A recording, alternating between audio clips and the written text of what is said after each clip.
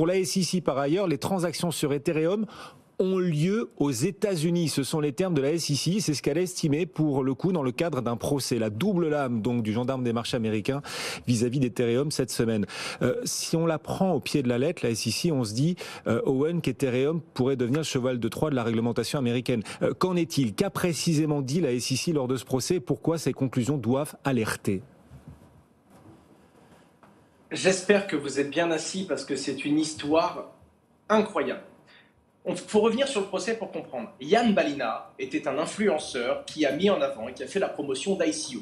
Pour ceux qui nous écoutent et qui ne remettent pas les ICO, c'est une levée de fonds en crypto-monnaie, c'est-à-dire que l'on va envoyer des Ethers à une adresse et en échange de cette participation, en ayant payé en crypto-monnaie, on va recevoir la nouvelle crypto-monnaie proposée par le projet.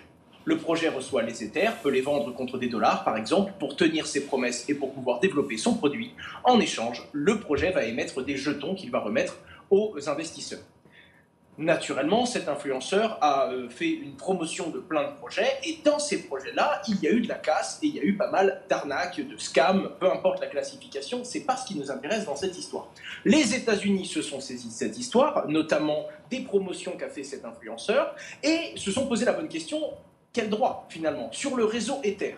Ces transactions sont passées sur le réseau Ether, mais quel droit allons-nous appliquer? Est-ce que c'est le droit international ou est-ce que c'est le droit américain? Eh bien, voyez-vous, il s'agit le réseau Ether est maintenu par 42% de validateurs, donc des serveurs informatiques, qui sont, eux, sur le sol américain.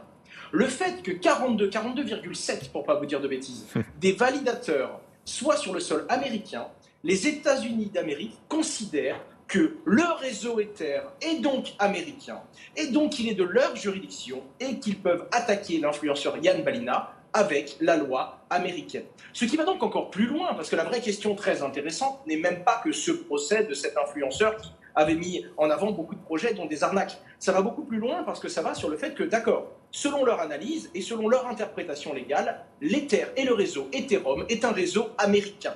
Et donc, c'est à eux de le réguler, c'est à eux d'en définir le cadre, les limites et le fonctionnement, entre guillemets. Et on en vient donc à une autre question qu'il y avait également sur un token que l'on appelle Ripple. Selon une certaine interprétation américaine, depuis son passage en Proof of Stake, depuis que son fonctionnement est évolué, Ether pourrait être considéré comme un security token et donc pourrait avoir la même régulation, du moins selon les Américains et leur point de vue, qu'une action financière sur les marchés traditionnels. Et ça pourrait remettre beaucoup de choses en question.